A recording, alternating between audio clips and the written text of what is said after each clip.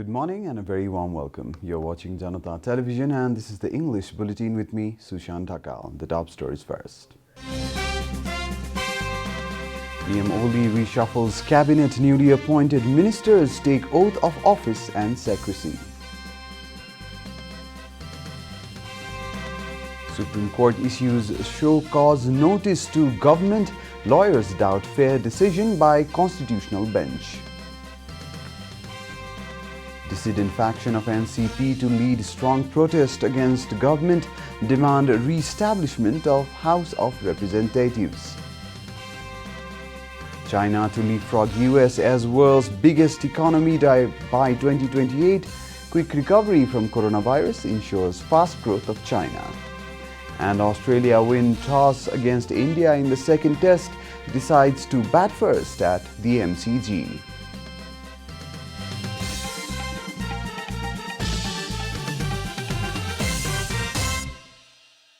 And now the news in detail. Prime Minister KP Sharma Oli has reshuffled the cabinet after fallout with his own party leaders. In the reshuffled cabinet, Top Bahadur Raimajee has been named as the Ministry for Energy, Water Resource and Irrigation. Meanwhile, NCP leader Mani Thapa has been handed over the responsibility of the Ministry of Drinking Water and Sanitation. Prabhu Shah has been named as Minister for Urban Development. Likewise, Prem Ali has been appointed Minister for Forest and Environment. Ganesh Thaguna has got the portfolio of the Ministry of General Administration, while Gauri Sankar Chaudhary has been appointed as the new Labour Minister. Dawa Lama is the new Sports Minister in the PM Oli's cabinet. Similarly, Judy Kumari Mahato has been named as the Minister for Women, Children and Senior Citizen. Bimala Biswakarma has got the portfolio of the Ministry of Industry, Commerce and Supplies. Health Minister Bhanubhakta Dakal has been shifted to the Ministry of Culture, Tourism and Civil Aviation. Minister for Federal Affairs Hridesh Tripathi has been named as Health Minister. Leelanath Shrestha has got the portfolio of Law Ministry, while Shivamaya Tumbahamfe has been named as Minister for Land Reforms. Minister Padma Aryal has been shifted from the Land Reforms Ministry to the Agriculture Ministry, while Urban Development Minister Gopal Shrestha has got the portfolio of Education Ministry. The newly appointed ministers took oath of office and secrecy yesterday. Sports Minister Jagat Biswakarma and State Minister for Industry, Commerce and Supplies Moti Dugar have been relieved of their duties. The Supreme Court has issued a show cause notice to the government for dissolving the parliament. The constitutional bench, headed by Chief Justice Cholendra Rana, has directed the government to present original copies of the decision taken by the government and the President to dissolve the House of Representatives. The Apex Court has told the government to submit the documents within 5 days. The bench also instructed the Nepal Bar Association to avail an expert to facilitate the case. Legal practitioners have raised doubts over the decisions to be taken by the Constitutional Bench headed by Chief Justice Rana. The Chief Justice has allegedly selected a full bench of justices Hari Krishna Karki, Biswambar Shrestha, Anil Kumar Sinha and Tej Bahadur Kesi by breaching the seniority order. Justice Karki used to be an Attorney General during the rule of UML government. A total of 13 writ petitions were filed at the Supreme Court against the dissolution of Lower House on December 20th. The Nepal Communist Party Dahal Nepal faction is going to strengthen the movement against the dissolution of the House of Representatives. The Dahal Nepal faction has taken to the streets against the dissolution of the House of Representatives. The faction held a press conference on Friday and said that the movement would force the re-establishment of the House of Representatives. Speaking at the conference, Chairman Pushpa Kamal Dahal said that a writ petition against the dissolution was being heard in the Supreme Court and that he had the confidence that the court will make the right decision.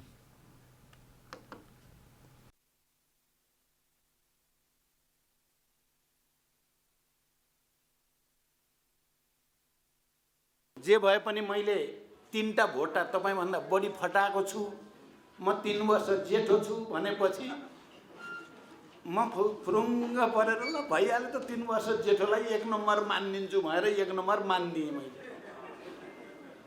अर्को पटक comrade पालो पालो अध्यक्ष त छोडौँ, अब हामी सँगै छँदैछौँ, दुइटै एक भइहालियो, संयुक्त गरौँ भनेर मलाई फड्के किनाराको साक्षी राख्दा नि म मानिहाल्ने।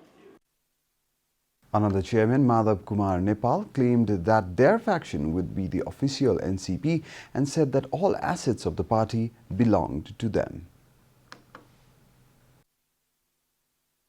सम्पत्तिको बारेमा पनि कुरा एकदम क्लियर छ। आधिकारिक party Nepal communist party Nekapa हो। चाहिँ नेकपाको नाममा भएका जति पार्टी कार्यालयहरू छन्, सम्पत्तिहरू छन्, त्यो नेपालको हुनेछ, हाम्रो हुनेछ।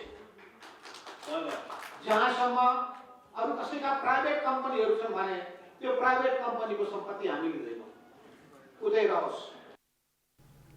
Senior leader Janata said that Prime Minister KP Sharma Oli had dissolved the House of Representatives in a devious move.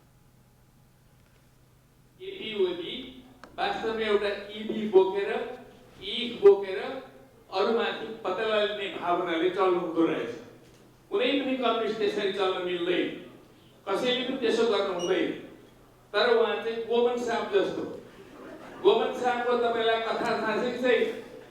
गोमन साहबलाई कसैले हिर्कायो इत्यादि गरेर गोमन साहब भाग्यो भने त्यति बेला जो उसले देखेको हुन्छ त्यो फोटो उसको दिमागमा बस्दो रहेछ। अनि कुनै पनि दिन कहीँ पनि उसले देख्यो भने ठक्क दसिहाल्छ त्यसले। यो प्रकारको प्रवृत्ति भएको मान्छे केपी ओली हो। The Dahal Nepal faction also reached the Election Commission on Friday to claim that their faction deserves to be recognized as the official NCP. This is Janata Bulletin. We'll be right back after a short break.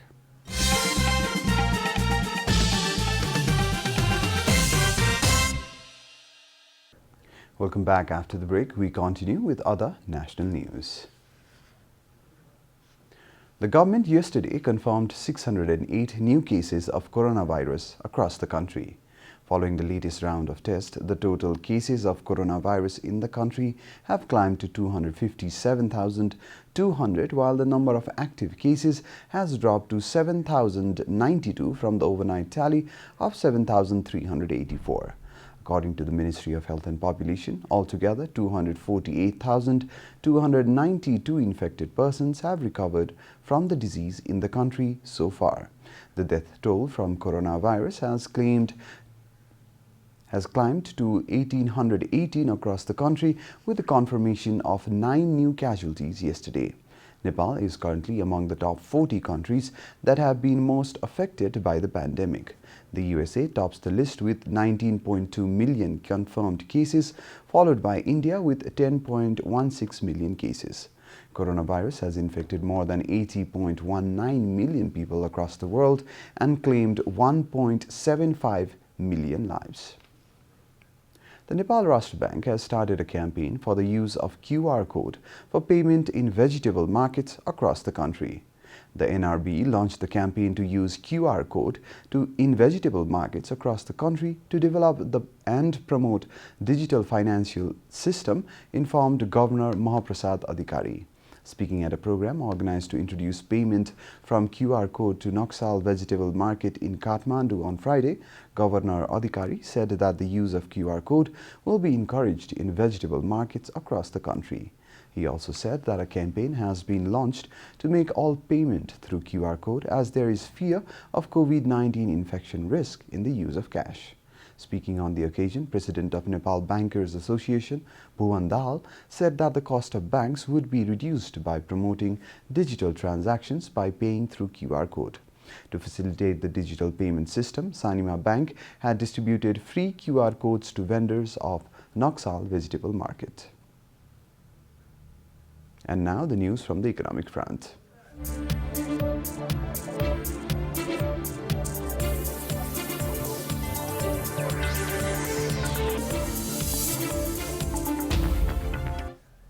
The Securities and Exchange Board of Nepal has decided to reduce broker commission and issue licenses to stock dealers within a week. CBON Chairman Bhishmaraj Dhungana informed that preparations are being made to reduce the broker commission with the start of the English New Year 2021. According to Chairman Dhungana, the board has prepared modalities after much study and research on the issue of broker commission, and now only the rate remains to be decided. In a meeting with economic journalists, Dhungana said that the market would be sustainable only if accurate information was disseminated in the development and expansion of capital market, and the role of media personnel would be important in this regard. The market has been gaining momentum lately.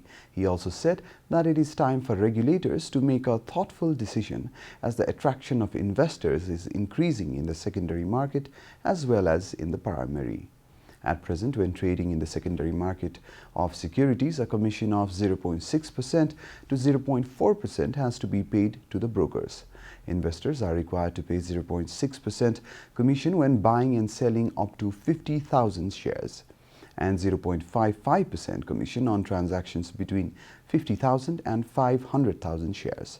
Similarly, 0.5% commission has to be paid for transactions of Rs 500,000 to Rs 2 million, and 0.45% for transactions of Rs 2 million to Rs 10 million, and 0.4% for transactions above Rs 10 million.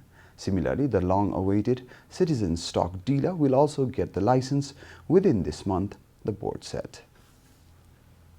Time for a short break here at Janata Bulletin. Stay tuned for international news.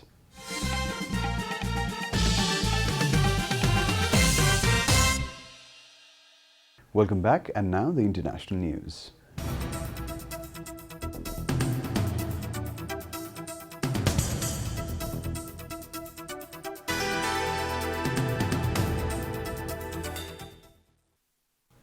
China will overtake the United States to become the world's biggest economy in 2028, Reuters reported, citing a report published by a think tank. According to the report, China will achieve the feat 5 years earlier than previously estimated due to the contrasting recoveries of the two countries from the COVID-19 pandemic. For some time, an overarching theme of global economics has been the economic and soft power struggle between the United States and China, the Center for Economic and Business Research said in an annual report published on Saturday. The COVID-19 pandemic and corresponding economic fallout have certainly tipped this rivalry in China's favor. The CEBR said China's skillful management of the pandemic, with its strict early lockdown and hits to long-term growth in the West, meant China's relative economic performance had improved. China looked set for average economic growth of 5.7% a year from 2021 to 2025, before slowing to 4.5% a year from 2026 to 2030. While the United States was likely to have a strong post-pandemic rebound in 2021, its growth would slow to 1.9% a year between 2022 to 2024, and then to 1.6% after that. Japan would remain the world's third biggest economy in dollar terms until the early 2030s, when it would be overtaken by India, pushing Germany down from 4th to 5th. You're watching Janata Bulletin, and now the latest from the world of sports.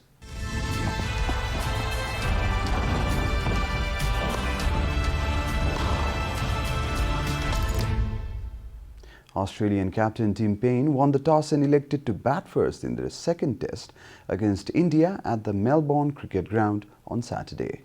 Australia led the 4-test series 1-0 after winning the series opener at Adelaide Oval by 8 wickets.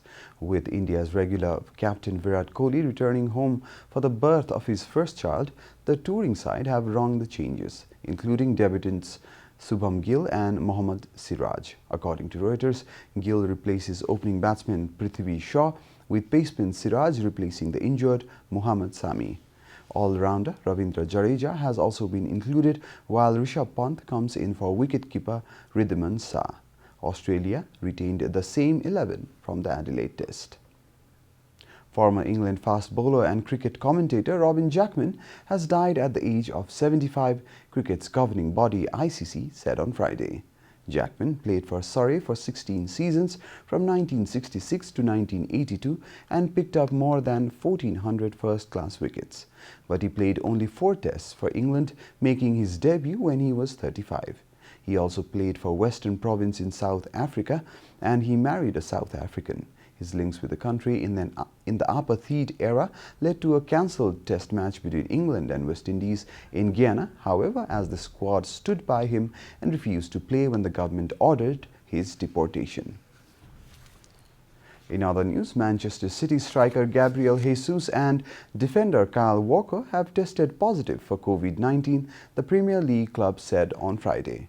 According to Reuters, 2 other City staff members have also tested positive for the novel coronavirus, and all 4 are self-isolating. Everyone at the club wishes our colleagues a speedy recovery over the Christmas period ahead of their return to work, training and competition, City said in a statement. City, 8th in the league table, host Newcastle United today before visiting Everton on Monday. We are at the end of Janata Bulletin, and the headlines once again. PM Oli reshuffles cabinet, newly appointed ministers take oath of office and secrecy. Supreme Court issues show-cause notice to the government. Lawyers doubt fair decision by the Constitutional Bench. Dissident faction of NCP to lead strong protest against government, demand re-establishment of House of Representatives. China to leapfrog US as world's biggest economy by 2028. Quick recovery from coronavirus ensures fast growth for China. And Australia win toss against India in the second test, decides to bat first at the MCG.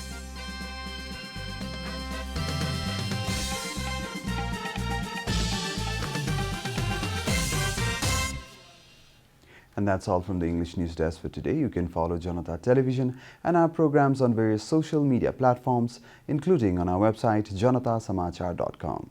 Keep watching Janata Television. Namaste.